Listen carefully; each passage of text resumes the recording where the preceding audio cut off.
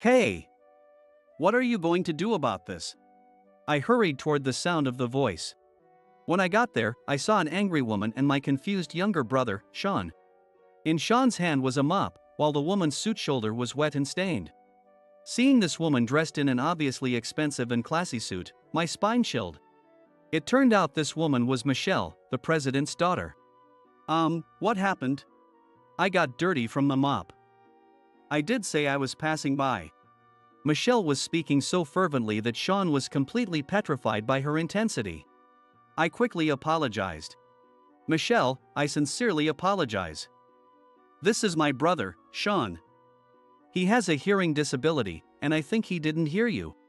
Sean. Michelle said this and then bowed her head. I'll pay for the cleaning. As I reached for my wallet, a tear fell from Michelle's eyes as she looked up. Her tear made both Sean and I flustered.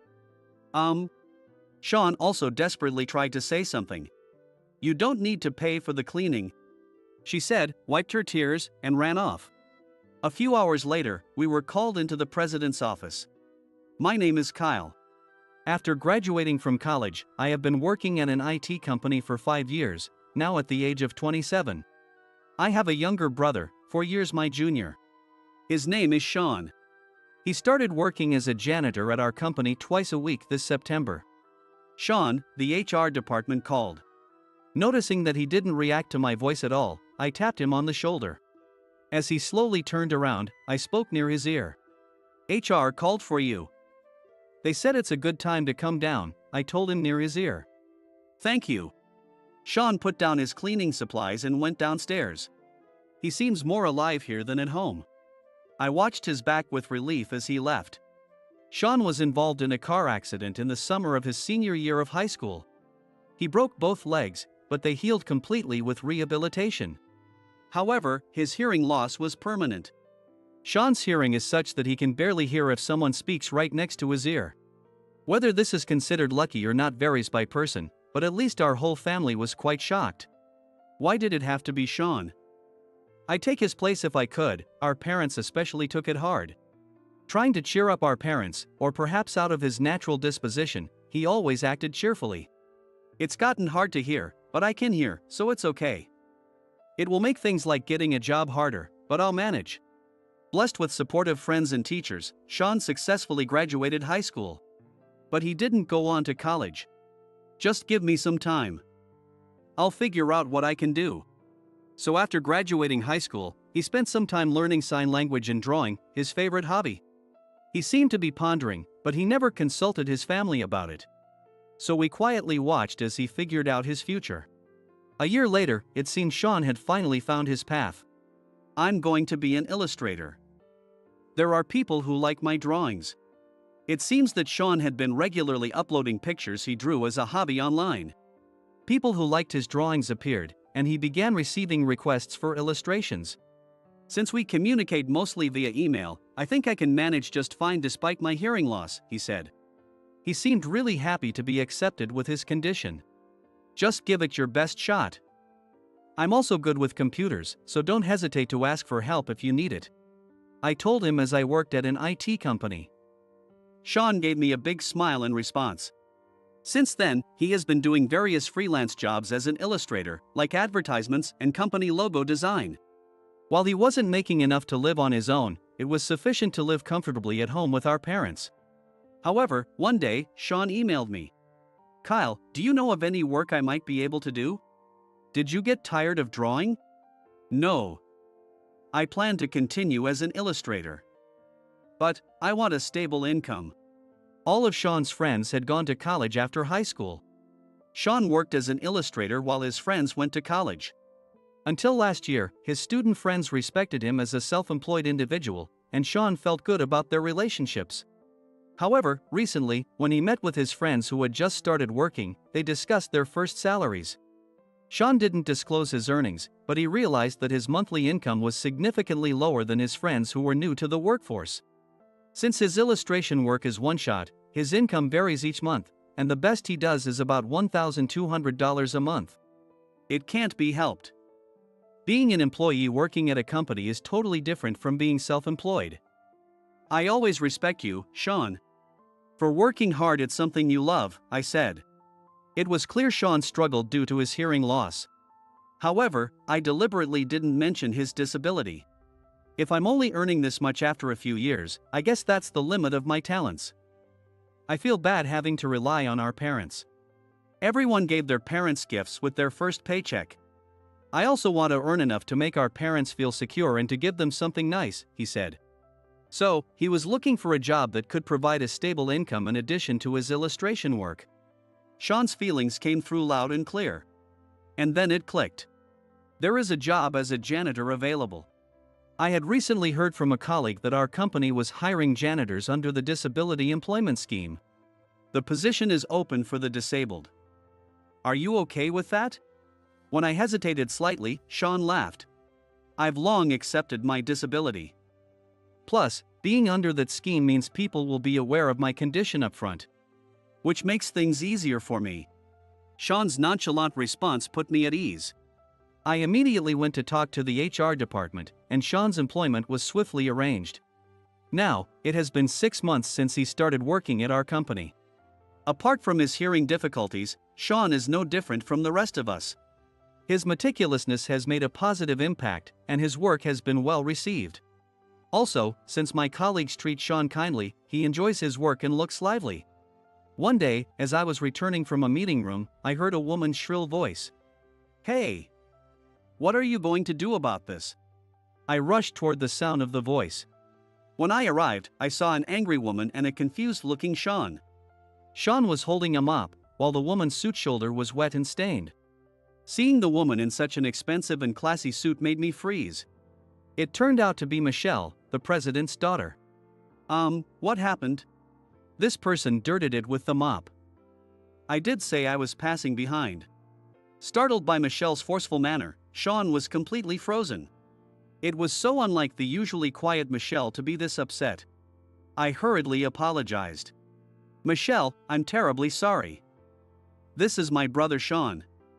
He has a hearing disability and probably didn't hear you, I explained. Sean. Yes, I'm Kyle from the systems department. I'll definitely cover the cleaning costs, so please forgive this issue. How long has Sean had hearing difficulties? About 5 years now. How long has he been working here? He started about 6 months ago. Did he have any other jobs before this? He's still working from home as an illustrator. Here, he works twice a week under a contract. I answered on behalf of Sean, who couldn't quite grasp Michelle's rapid speech. So drawing is his main profession. Michelle said this and then looked down. But he's also really dedicated to his job here. I couldn't help but wonder if she thought he wasn't serious about his job here because it wasn't his main profession. I felt compelled to defend Sean's honor. Michelle, I am truly sorry. I'm going to pay the cleaning cost. As I said this and started to pull out my wallet, a tear rolled down Michelle's face as she looked up. Her tears panicked both Sean and me. Sean also tried desperately to convey something. You don't need to pay for the cleaning, she said, wiped her tears, and then ran off. Kyle, what did she say? Sean, who couldn't catch the conversation, looked worried. I moved closer and spoke slowly into his ear. She said she doesn't need the cleaning money. She was also concerned about how long you've been working here. Do you think she'll report my mistake? Sean looked worried. Unable to say anything, I could only look down. Actually, she's the president's daughter. What? Sean was at a loss for words. I think she's still a college student, but she comes here occasionally for some business with Mr. Sanders. She's usually reserved but always polite. And she's well regarded. I was also surprised to see her so emotionally exposed. Hearing this, Sean held his head. I'll make sure to pay the cleaning costs. It's a mistake anyone could make, so don't worry about it. Just be more careful next time. I was also nervous about how Michelle would respond, but I tried to cheer up a brooding Sean. Due to another appointment, I had to leave Sean there. Soon after, an email from Mr. Sanders came to me. Kyle, please come to the president's office at 2 p.m. with your brother. That was all it said. But I immediately knew it was about the earlier incident, and I couldn't help but tremble. Michelle must have told her father. But since it was entirely Sean's fault, there was nothing to be done. Sean had just started gaining confidence and working outside. I just hoped he wouldn't get fired. In the morning, Sean meticulously groomed himself and headed to work with enthusiasm. He communicated happily with my colleagues. Having avoided social interactions due to his hearing loss, he had grown remarkably in these past few months. I absolutely wanted to avoid him losing his newfound confidence. "Kyle, sorry. It's my fault that you got called in too." As I headed to the lobby where I was meeting Sean, he sat there looking nervous. "It's okay. We're just going to have a talk." I tried to hide my own anxiety and encouraged him as we headed to the president's office. "Excuse me, this is Kyle." Who came out was Mr. Sanders himself.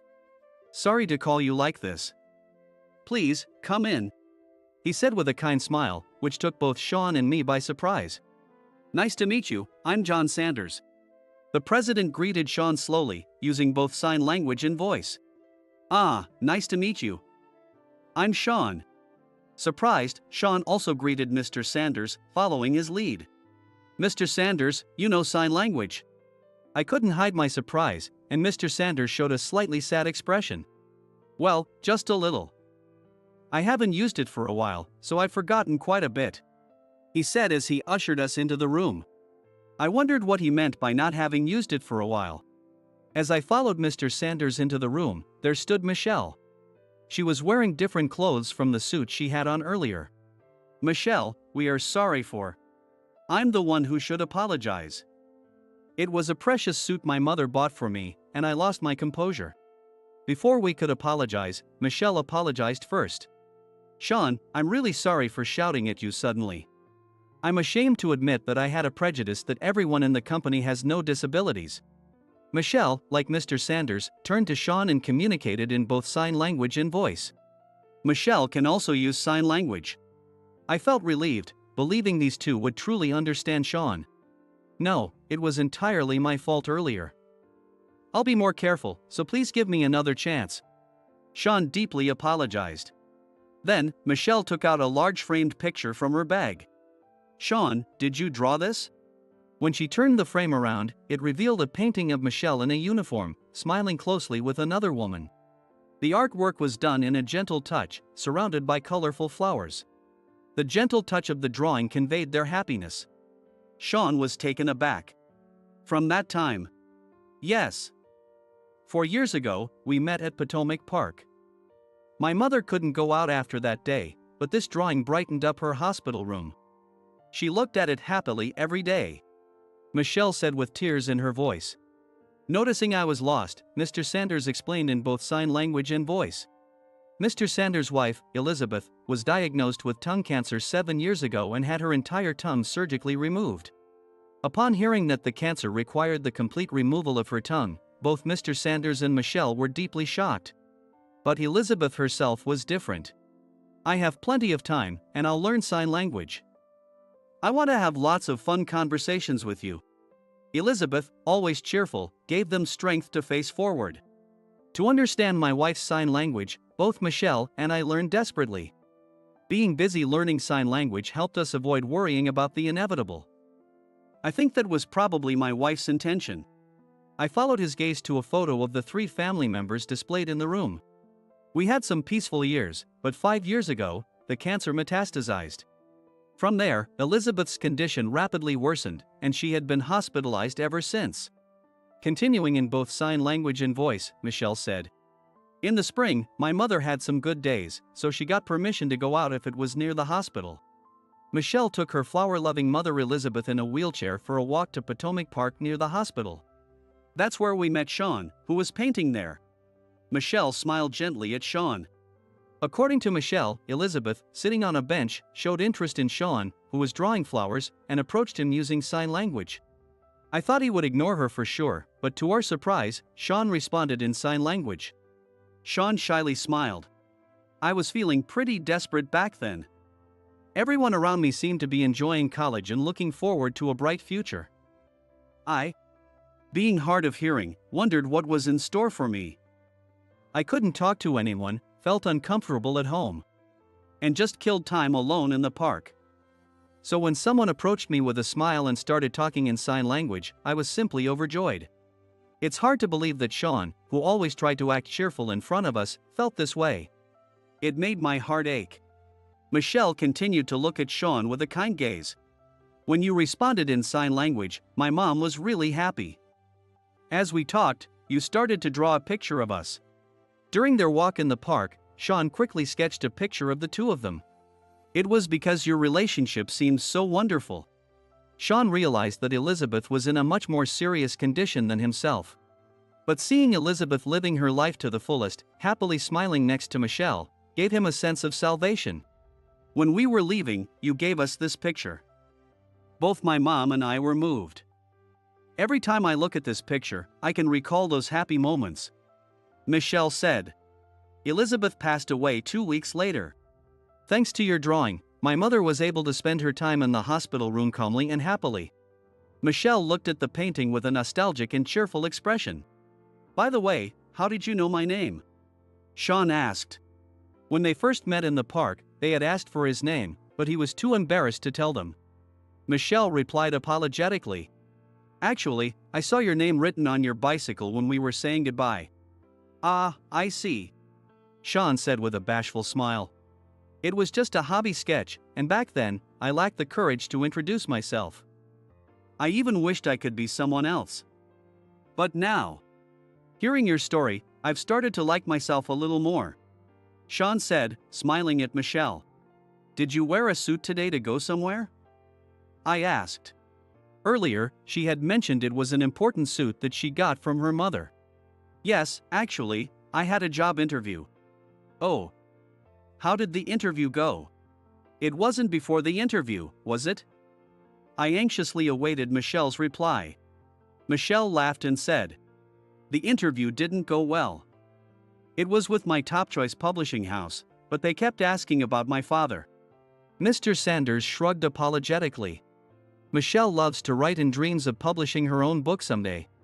She was aiming for a publishing house, but the company she interviewed with today hardly let her speak properly. How long do you plan to work before quitting? This is not a suitable place for the boss's daughter. Even though it's a different industry, we don't want to be targeted by your father. It seemed no one really listened to Michelle's feelings. I came here to complain that I didn't choose to be born as the daughter of a president, she said. And just as she was heading to the president's office, she was inadvertently dirtied by Sean with a mop. If you hadn't stopped me with that mop, I would have said something terrible to my father, she said. Thanks to the mop, her anger towards her father disappeared, and knowing Sean's true identity brought back precious memories with her mother. It's truly a strange twist of fate. It must have been my mother, wanting me to meet you so that I could pursue what I love. Both Sean and I looked at each other, confused by what Michelle meant. What do you mean? I asked.